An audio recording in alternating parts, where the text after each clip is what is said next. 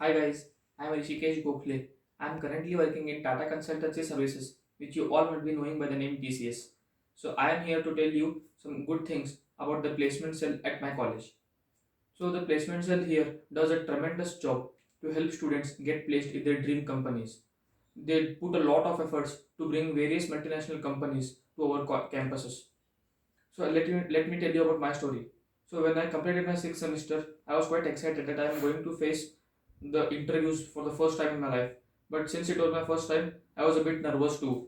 So then came the placement cell, which helped me a lot to overcome this fear and face the exam as well as the interview in a very great manner. The placement cell here organizes various events and sessions where students are made to learn various things related to the exams which are being conducted before the interviews. They provide us with lot of materials and things to study and also keep us motivated throughout the sessions. They also help us to get in touch with the alumni who are already working in various big companies so that we can get to know about how the exams happen and what all might be the questions which are being asked in the interviews. They even help us by preparing or taking some mock interviews so that we can get a realistic feel about how the interview process goes on. In my case, the first company which visited my campus was TCS itself, and I got placed in this company. So the some glimpse about the interview.